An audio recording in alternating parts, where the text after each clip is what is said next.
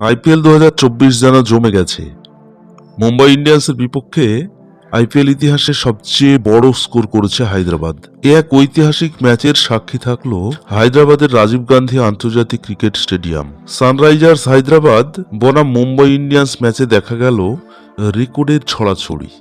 IPL এর পঞ্চম ম্যাচে হায়দ্রাবাদের ব্যাটসম্যানরা আক্রমণাত্মক পারফরমেন্স দেখিয়ে 20 ওভারে 3 উইকেট হারিয়ে 277 রান করে।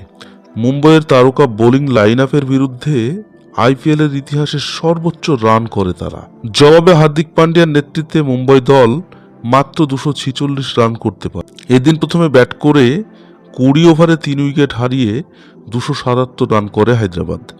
এই সময় হেনরিক ক্লেসেন 34 বলে অপরাজিত 80 রান করেন, মারেন 7টি ছক্কা ও 4টি চার।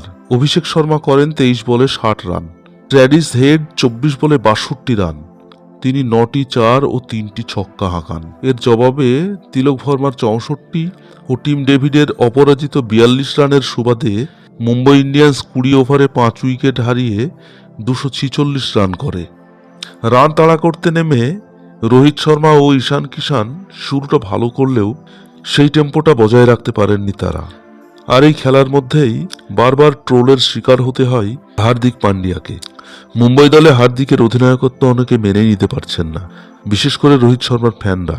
এই ঐতিহাসিক লড়াইতে পরাজয়ের দায় সম্পূর্ণরূপে অধিনায়ক হার্দিকের উপরেই চাপাচ্ছেন সমর্থকেরা। রোহিত শর্মাকে সরিয়ে হার্দিকের অধিনায়ক করাই এমনিতেই রুষ্ট সমর্থকদের একটি বড় অংশ।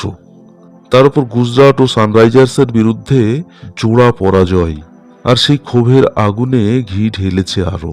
বিপুল অর্থে তাকে দলে সামিল করেছে মুম্বাই, আর সেই প্রাইস ট্যাগের সাথে আজ সুবিচার করতে পারেননি হার্দিক।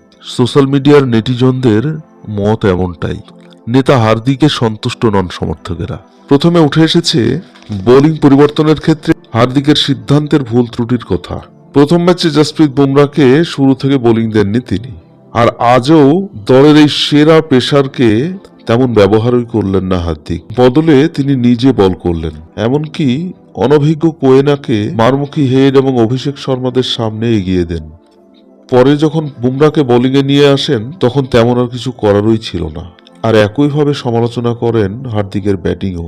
গুজরাট ম্যাচের সাথে নেমেছিলেন হার্দিক পান্ডিয়া নিজে, আর আজ নিজেকে এক ধাপ উপরে তুলে আনেন। 20 বলে 24 রান করে আউট হন তিনি। আজকে যে ভঙ্গিতে ব্যাটিং করা প্রয়োজন ছিল তার, তা আদৌ তিনি করে দেখাতে পারেননি, আর যার জন্যই রুষ্ট মুম্বাইয়ের সমর্থকরা।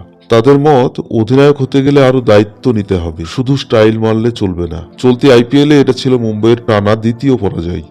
প্রথম ম্যাচে গুজরাট টাইটান্সের কাছে পরাজিত হয় 5 বারের আইপিএল চ্যাম্পিয়নরা। হায়দ্রাবাদ এখন পর্যন্ত 2টি ম্যাচ খেলেছে। এই সময়ের মধ্যে তারা 1টি ম্যাচ জিতেছে এবং আরেকটি ম্যাচ হেরেছে।